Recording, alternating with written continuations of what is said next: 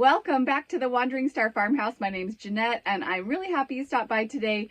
We completed the Every Bit Counts challenge of canning or preserving food from our homestead every day of the month of August. Today I wanted to give you a tour of my canning closet or my canning pantry and show you everything that we got preserved this month. But first, let me show you what I ended up doing the last couple days of the challenge. Today is Thursday, August 30th. As luck would have it, when I started working on my canning preserving project for today, my friend Sarah called me and asked me if I ever had the chance, if I could show her how to do some pressure canning, because she had never done pressure canning before, only water bath canning. And I said, "Are you free today?" I'm canning today. So she came on over and I got some free labor to help me out while I worked on today's project. And we chatted and we just worked really hard and it was awesome. So today what we are making is chili base. And this is a recipe that I got from Jessica at the Three Rivers Homestead, and that's who hosts this monthly challenge of the Every Bit Counts challenge in August. And what she does is creates this base with just kind of all the vegetable part of the chili, and then later when she's going to use it, then she roasts up some ground beef and throws in a couple cans of beans or throws in a can of ground beef or roast beef or something like that. And it's a meal that comes together really quickly because you're doing the from scratch part in advance. So I definitely thought this was something that my family would be able to use, and also it would be using up a lot of these things, particularly like the peppers that are in season right now, and they're not going to be around in the wintertime when we want to have chili. So this is just a great plan. We started out by chopping up a bunch of bell peppers. These are my California Wonder bell peppers, and they are just doing amazing this year. After the bell peppers, then we're adding chopped onion. And so we're doing basically the equivalent of 1 bell pepper per jar and then 1 medium-sized onion per jar. And these onions are all homegrown and came from this year's garden. And then we harvested the last of our first batch of sweet corn the other day and harvested it all. And Jeremy grilled it all up at once. And so we had some that was left over. So to 2 of the jars, I went ahead and added some of that sweet corn as well. And then we started on the seasonings, and Sarah was chopping up jalapeno peppers from our garden and putting the equivalent of about 1 jalapeno pepper per jar. And then I got mincing some of our fresh grown garlic. So then we added a teaspoon of canning salt to each quart jar. And then we added a teaspoon of cumin to each quart jar. And that's all I did in terms of the seasoning department. I'm not sure how hot those jalapeno peppers are going to be once they go through all the processing, so I didn't want to add any chili powder at this point because it'll be really easy to add that when we open up the jars and start cooking it all. So the last thing that we are adding to the jars is some of this tomato sauce that I got going earlier in the afternoon before Sarah came over with our homegrown tomatoes. So everything in this jar except the salt and the cumin came from our garden, and that's why this is that's why I was so excited about this project, is that it really would be using and saving things that are so abundant in our garden this year. We were having a conversation about different canning lids. These are these superb canning lids that have a green rubber, a blue rubber on the bottom, and it just looks different from the ball jar lids and some of the other lids I've seen. So then we went ahead and wiped off the rims and got them ready to can. So we just went ahead and did 90 minutes in the pressure canner, and we ended up with 7 quarts of this chili base to use whenever we need to. And I thought it was pretty funny that the vegetables all kind of float to the top in the boiling and processing part. I just go ahead and give the jars a little shake once they've cooled down the next day to kind of reincorporate everything, and it looks a little bit more like normal. All right, there's 5 quarts of the plain chili base and 2 quarts that has the corn in it. Today is August 31st and it is the last day of the challenge, and I am going to be making baked beans today. So I started last night and I soaked these beans in water overnight so that they would plump up. And then the next thing I did was I got to work on some of my garden ripe tomatoes, and I have been trying a different way of making the sauce out of them. So I slice them in half and then kind of squeeze out the juice and the seeds, that kind of gel pulp that's with the seeds. so that they start out a little more dry when I'm going to make them into the sauce. And I think that saves a little bit of time in terms of boiling off extra water. And then also it means that I can just puree the whole thing with the skins on and leave the skins in there if I want to, and it won't have seeds in it.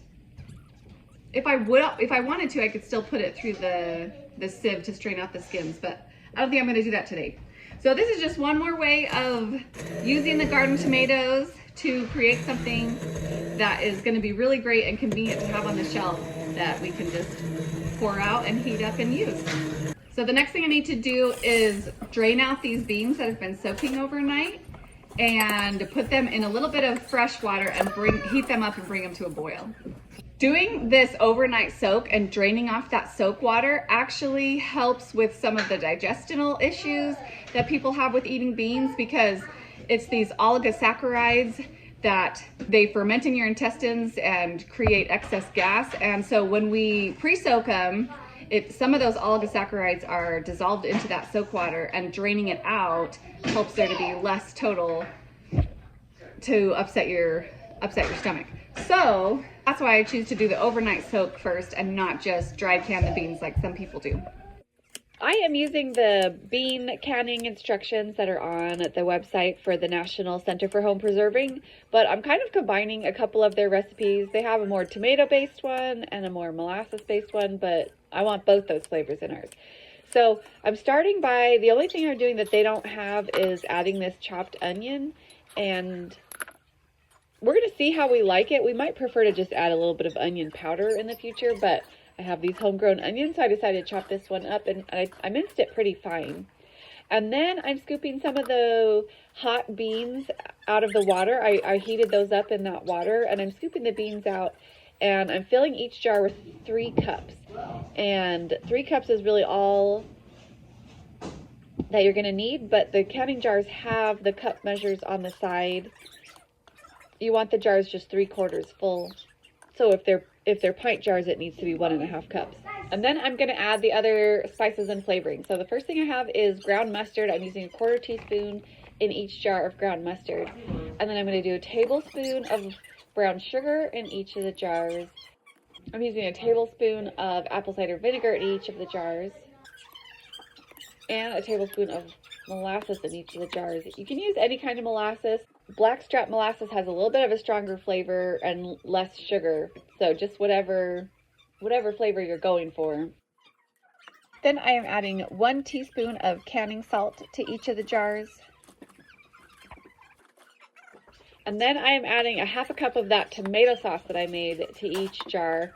And you finish filling up the jars with liquid or that water that you heat up the beans in. And the last thing I am adding is a little bit of bacon. This bacon is from one of the Kuni pigs that we raised on our homestead last year. The instructions say like a 3/4 inch piece of salt pork or bacon to the top of each jar. And then these go in the canner for 90 minutes. And while those beans were in the canner, we used some of the rest of that tomato sauce to turn into cream of tomato soup and enjoyed that for dinner with homemade grilled cheese sandwiches. And we have 7 pints of home canned baked beans with homegrown tomatoes. Next, I'm going to give you a tour of my canning pantry and show you all of the things that I've gotten canned this year. But I wanted to remind you that canning season is not actually over for us, even though the Every Bit Counts challenge is over. Yesterday was Labor Day. My family and I went and picked apples at a friend's house. So we're going to do some apple preserving this week. So if you have been enjoying these canning videos, please hit subscribe and follow for more of these videos. This is my canning closet. It's my master bedroom closet, and is where we keep our canning pantry. It's where we have the room to do it in our house. So we have a little kitchen pantry that has kind of our everyday use items, and this is where we keep all the jars. So this shelf is my quart jars, and on it I have the baked beans and chili base that I made on this week's video. Then I have a bunch of applesauce still left over from last year. I did a ton of applesauce last year. I have a couple of quarts of peaches. The peach slices we preserved were from store-bought peaches. And then I have some quart jars of pickles. Then the next row is my pint jars. And we have pickles in the pint jar size too. And then I have a bunch of green beans that I canned up. I still have just a couple jars of these dragon tongue beans from 2 summers ago. But most of them are green beans from our garden this year.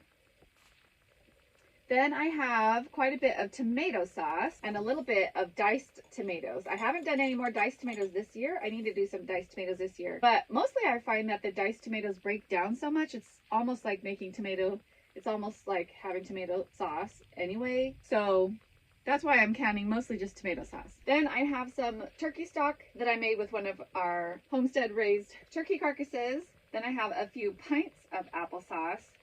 And then just 1 little pint of peaches as well. And in the back there's just a couple more quarts of applesauce and some quarts of honeycomb. Now this bottom shelf is kind of condiments. So I have all my jellies and jams on this row, starting with, I've got, crab apple jelly, strawberry rhubarb, blackberry, strawberry, mulberry from our mulberry trees this spring. And most of this jelly I made earlier in the spring. I have this peach jam that I made during the challenge this month, and just a couple of jars of pepper jelly that I made a couple years ago. We don't go through the pepper jelly very quickly, but we really, really love it. Then next I have just some barbecue sauce and barbecue marinade. I do have some pints of ketchup left over from last year. We used a lot of ketchup, but we had a lot of ketchup previously stored from store-bought ketchup. So we haven't finished going through all the ketchup from last year, but I'll probably make some more this season. Then some more barbecue sauce and some salsa and this little bruschetta in a jar with cherry tomatoes. And that bruschetta in a jar I was thinking would be really good for making. Have you made the TikTok feta pasta? Okay, we've done it. It's delicious. We've been making it the last couple years where you just put a block of feta in. I couldn't find a block this year, and so I used 2 containers of crumbled feta. But you roast it with olive oil and cherry tomatoes and salt and pepper. And then when it's all melty, you just stir it all together and serve it with pasta. And it's super good. So I was thinking actually that bruschetta in a jar would be really good for making that in the middle of winter too. And then finally on the top shelf, I have a little bit of overflow where I just have a couple more cases of tomato sauce and another case of green beans.